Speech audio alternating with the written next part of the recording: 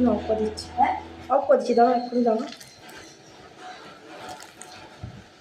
সানার মা কেন ফোন করে যাচ্ছে গো, এক্ষুনি অফ করে দিচ্ছি, এটা আলো লাগছে না বলে তাই।